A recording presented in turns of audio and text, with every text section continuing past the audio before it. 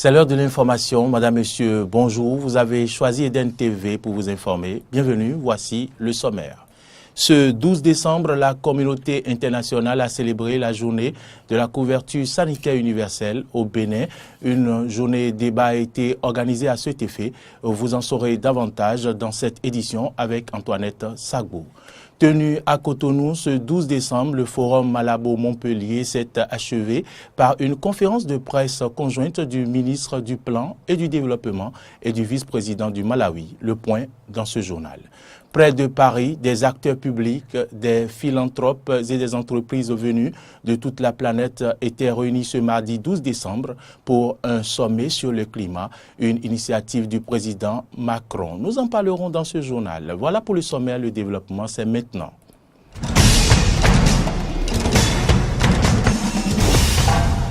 C'est un plaisir de vous retrouver. Bienvenue à toutes et à tous.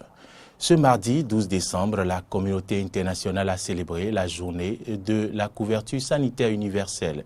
Pour marquer l'événement au Bénin, le Centre de recherche en reproduction humaine et en démographie, en partenariat avec le ministère de la Santé et l'Organisation mondiale de la santé OMS, a initié une journée débat sur les questions liées à l'accès des soins de santé de qualité dans les hôpitaux publics et privés.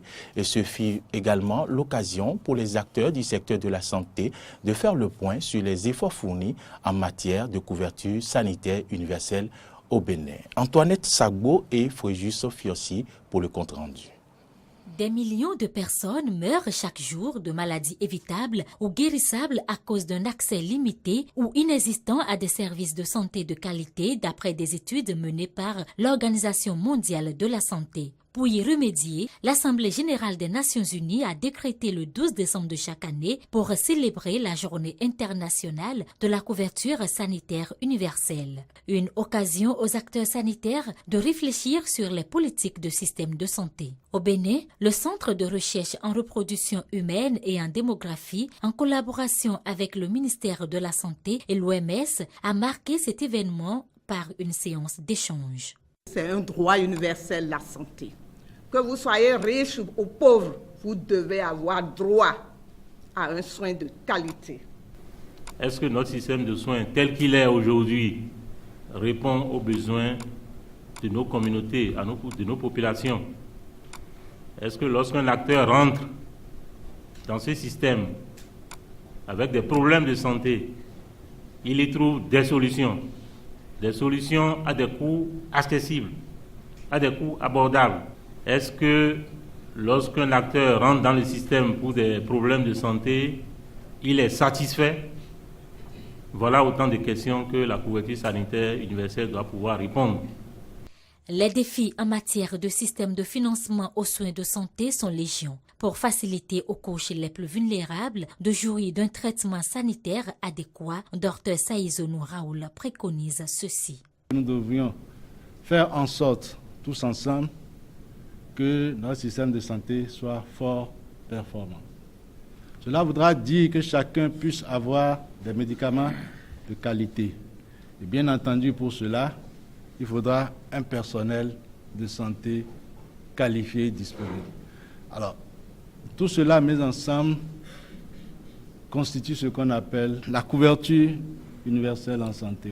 Tant que les patients admis dans les hôpitaux éprouveront des difficultés financières en raison de leur incapacité à payer pour les soins de santé, les objectifs fixés pour la couverture sanitaire universelle seront médiocres. Il est donc nécessaire de disposer de systèmes de santé solides et résilients d'une couverture sanitaire universelle afin de lutter contre les inégalités sanitaires observées. Toujours ce mardi 12 décembre s'est tenu à Cotonou le forum Malabo-Montpellier en présence des ministres béninois du Plan et du Développement et de son homologue de l'Agriculture, mais aussi du vice-président du Malawi. Ce forum est une plateforme d'échange et de dialogue entre leaders sur la croissance agricole et la sécurité alimentaire. Fréjus Seroulan et Romaric Devauchy. Croissance agricole et sécurité alimentaire en Afrique, c'est le thème du forum Malabo-Montpellier ouvert ce 12 décembre à Cotonou. Cette réunion d'une journée qui succède au panel de Montpellier créé en 2010 a réuni 13 pays d'Afrique avec 17 éminents experts africains et européens issus de plusieurs domaines dont l'agriculture, l'élevage et la nutrition, avec thème central de discussion, les stratégies destinées à vaincre la faim et la malnutrition en Afrique. Présent à ce forum qu'il a co-présidé avec le ministre béninois du Plan, le vice-président du Malawi, Dr Klaus Chilima, a souligné l'importance pour les pays africains d'investir davantage dans l'agriculture et de lutter contre les produits alimentaires contrefaits. Il a par ailleurs invité à des efforts conjoints pour que l'Afrique puisse se nourrir elle-même et quitter les sentiers battus de l'importation. Le Bénin, qui porte un grand intérêt aux résultats des échanges de ce forum, a par la voix de son ministre de l'Agriculture mis l'accent sur son importance. Les enjeux économiques et stratégiques concernés par cette rencontre sont donc très grands et se situent au cœur de la souveraineté même de nos pays pour lesquels le secteur agricole demeure le secteur prioritaire, pourvoyeur d'emplois, de richesses et de ressources alimentaires ainsi que de matières premières. Quant au ministre du Plan et du Développement béninois, Abdoulaye Biotchane, qui a co-présidé le forum Malabo-Montpellier, il a dressé le tableau sombre de la nutrition en Afrique avant de présenter celui du Bénin non moins reluisant, tout en précisant les efforts du gouvernement de Patrice Talon pour pallier le mal. Au Bénin, mon pays, le niveau de la malnutrition chronique des enfants de moins de 5 ans est de 34%. Ce taux se situe au-dessus de 30%, seuil jugé critique par l'OMS. Notre gouvernement, face à ces situations, a engagé sa responsabilité à travers son programme d'action et l'adoption d'un plan stratégique de développement du secteur agricole 2017-2025. L'adoption de ce plan stratégique vient confirmer le souci majeur du Bénin de réaliser non seulement l'objectif de Maputo, mais aussi de bouter la faim hors du pays, tout en faisant de l'agriculture un levier important de développement économique et social dans notre pays. Je rappelle que l'agriculture est dans le programme d'action du gouvernement le premier secteur. Plus récemment, l'exemple des cantines scolaires est aussi illustratif des actions que nous avons choisi de faire. Ces ressources ont été multipliées par 7, passant de 1 milliard à près de 7 milliards par an, depuis la rentrée scolaire récente. Le projet va être amplifié pour passer de 31% d'impact à 51% à la prochaine rentrée scolaire. Ce forum a été l'occasion pour les différentes autorités africaines de saluer les efforts des pays du continent, à l'instar du Togo et du Rwanda, qui sont parvenus à réduire de 40 voire 50% le nombre de personnes sous-alimentées, celui d'enfants émaciés et souffrant de retard de croissance entre 2000 et 2016. Les experts du Malabo-Montpellier Forum de Cotonou se sont penchés sur les secrets de ces succès pour en tirer les expériences nécessaires pour permettre aux autres nations africaines de vaincre la faim et la malnutrition. Ceci dans un contexte où 224 millions de personnes en Afrique subsaharienne ont été touchées par la sous-alimentation en 2016. Et parlant toujours de ce forum Malabo-Montpellier, il faut dire qu'il s'est achevé dans la soirée de ce mardi par le discours de clôture du directeur adjoint de cabinet du ministère du Plan et du Développement. Je vous invite à suivre le discours de clôture de cette réunion de haut niveau qui a rassemblé 13 pays africains sur les questions de sécurité alimentaire et de nutrition au Bénin. Le cadre de dialogue, de partage et d'échange d'expériences qui nous a été offert a connu la présentation du rapport du panel Malabo-Montpellier intitulé « Comment l'Afrique peut construire un futur sans faim ni malnutrition ». Au terme des analyses, on peut retenir que les gouvernements peuvent réduire avec succès la malnutrition à travers l'élaboration de politiques et d'interventions qui vont au-delà de la simple augmentation de la production agricole. En effet, il urge d'exploiter non seulement le potentiel du secteur agricole, mais également les services connexes tels que la santé, l'accès à l'eau, l'assainissement et l'hygiène pour réaliser des progrès à travers le continent. De vos travaux découlent de grands enseignements pour le Bénin et nos différents pays, notamment l'accélération de la mobilisation des ressources à travers l'implication du secteur privé autour des questions de nutrition, l'amélioration de la formation professionnelle et la création de conditions attractives pour attirer les jeunes comme réponse à l'exode rural, la maîtrise des coûts et l'amélioration de l'efficacité des interventions dans le domaine de la nutrition et la nécessité d'une forte implication des acteurs locaux dans les interventions en rapport avec la nutrition. Notre souhait est que ces différentes recommandations soient prises en compte dans les politiques et stratégies qui seront mises en œuvre. Après donc la clôture du forum Malabo-Montpellier à Cotonou ce 12 décembre, le ministre d'État chargé du plan et du développement et du vice-président du Malawi ont animé conjointement une conférence de presse. Je vous invite à suivre leurs propos au micro de Frégis Seroulan et Romaric Devauchy. Le choix du Bénin pour abriter cette rencontre vient saluer les nombreux efforts faits par notre gouvernement avec à sa tête le président Patrice Talon dans les domaines de la nutrition et de l'agriculture. Notre pays a d'ailleurs reçu, il y a quelques jours, à l'occasion de la Semaine du Sahel de l'Afrique de l'Ouest, des félicitations sur nos politiques. Les participants de la semaine dernière, de la Semaine du Sahel, ont salué notamment le projet béninois des cantines scolaires qui permet aujourd'hui de nourrir tous les jours plus de 350 000 jeunes allant à l'école dans 11 départements sur 12.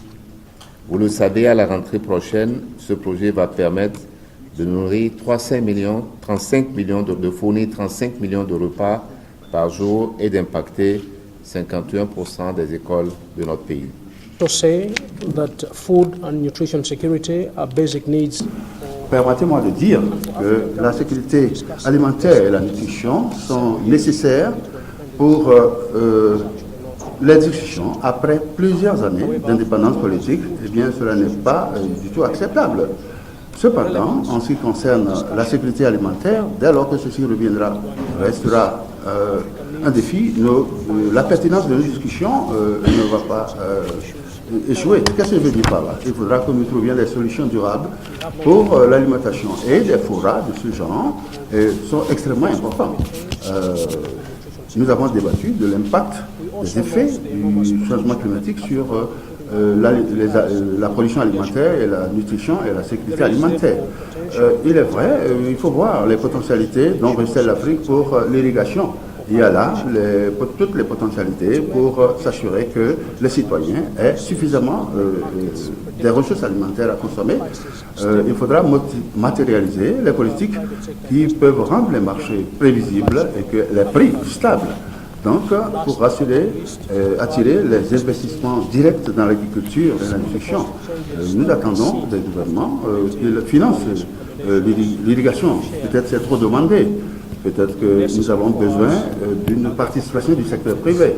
En dernier ressort, eh bien, il n'y aura pas de valeur ajoutée en ce qui concerne les aliments et la situation qui restera la même dans les années à venir si nous n'intervenons pas. Finalement, permettez-moi de vous remercier, Monsieur le ministre d'État, et les honorables ministres ici présents, et tous les distingués délégués à ce forum, pour l'accueil chaleureux que vous nous avez accordé, nous qui sommes venus de très loin, et nous, tous mes remerciements au peuple et à la République du Bénin. Je vous remercie. Special thanks to the people of the Republic of Benin.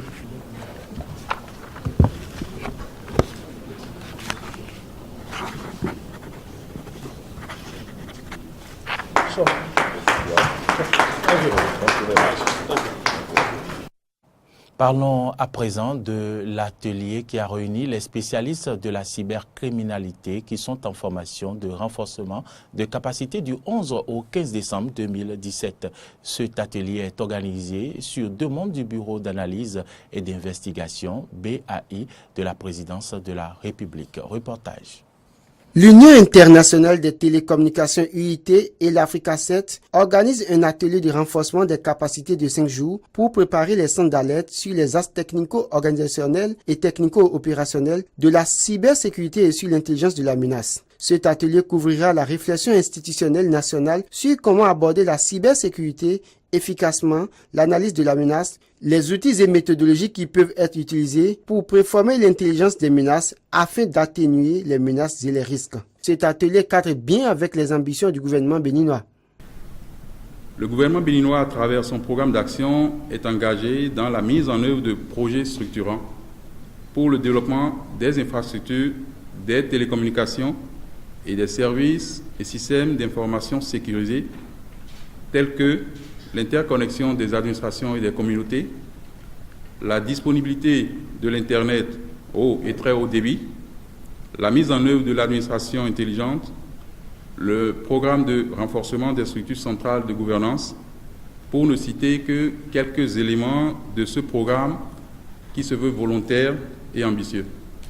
La continuité de la sécurité des services à valeur ajoutée devient une question critique dans un cybermonde qui est fait de cyberattaques quotidiennes. Selon les résultats de certaines études, 60 à 70% des attaques demeurent non détectées. Il est donc indispensable pour les spécialistes de la cybersécurité de réactualiser leurs compétences.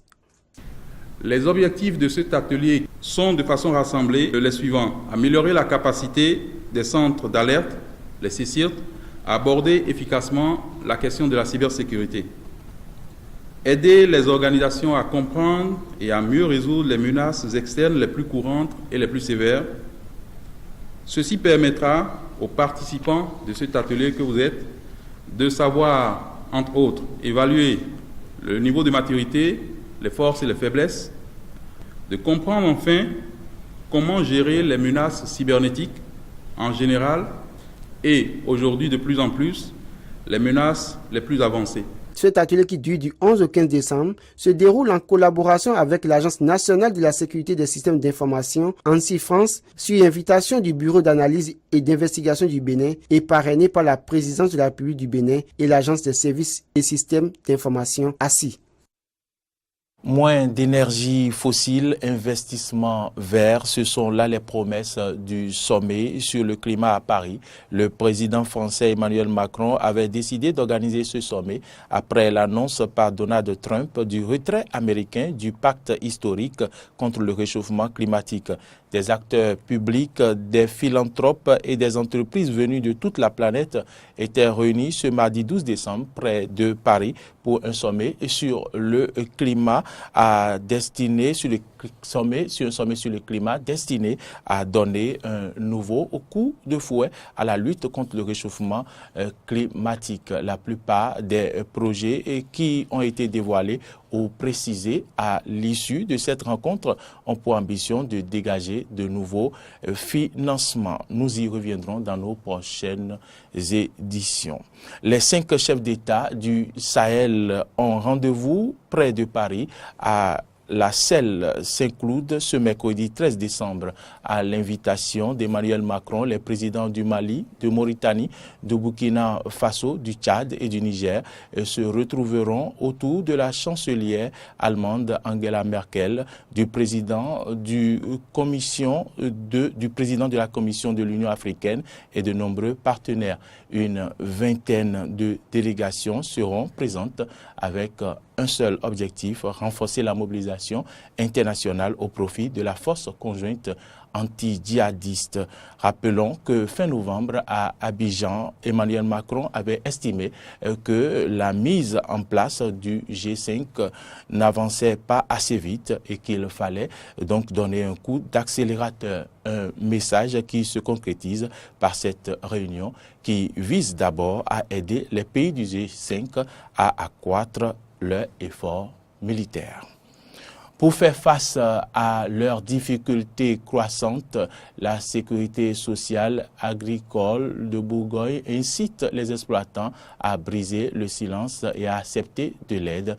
Dans un film, cela témoigne. Suivez ce reportage pour mieux comprendre.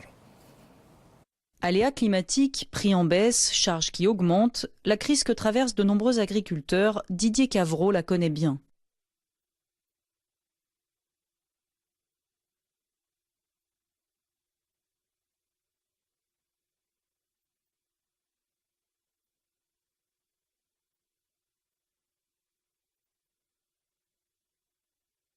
Pour cet éleveur de charolaise de père en fils, le constat est dur. Son exploitation fonctionne bien, mais la conjoncture n'est pas favorable aux grosses exploitations comme la sienne. En 2015, il fait un burn-out.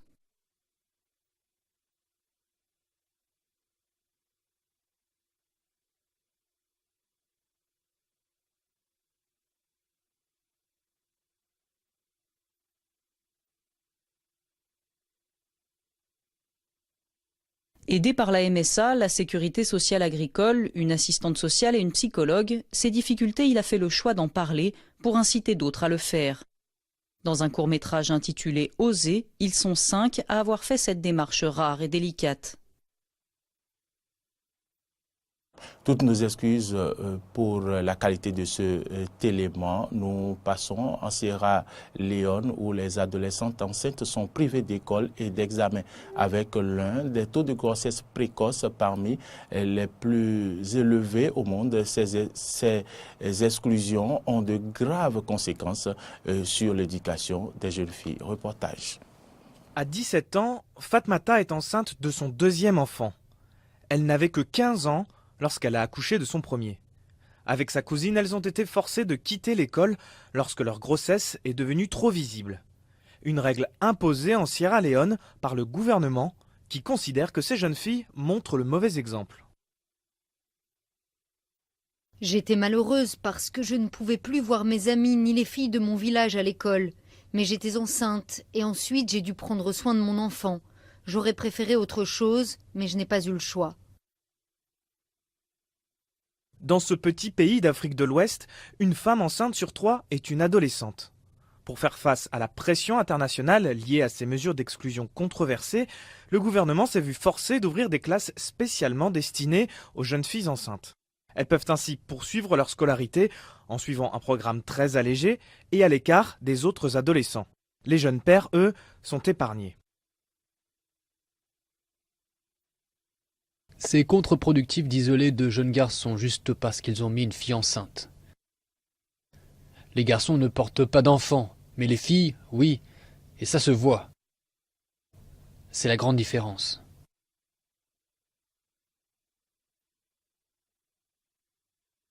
Le gouvernement affirme que cette initiative est un succès. 5000 jeunes filles sur les 14 000 inscrites dans ces écoles spéciales ont fini par réintégrer l'école traditionnelle après leur grossesse. Mais près de 2/3 d'entre elles restent définitivement exclues du système éducatif. Ce n'est pas parce que ces jeunes filles sont enceintes que leur éducation doit s'arrêter net. Notre position est très claire et nous l'avons dit au ministre de l'Éducation. Nous voulons que ces adolescentes soient scolarisées, pas discriminées. Mais le gouvernement ne permet pas cela. L'éducation sexuelle n'existe pas en Sierra Leone. Seules les ONG se chargent d'informer les adolescents sur leur sexualité. Et même les solutions temporaires sont menacées, le gouvernement assure ne pas avoir assez d'argent pour continuer à financer ces cours, au risque de condamner des milliers d'adolescentes à abandonner leurs études complètement. C'est ici, Madame, Monsieur, que se referme ce journal, que toute l'équipe de production et d'organisation vous remercie d'avoir suivi. Bonne suite de nos programmes sur Eden TV et à très bientôt.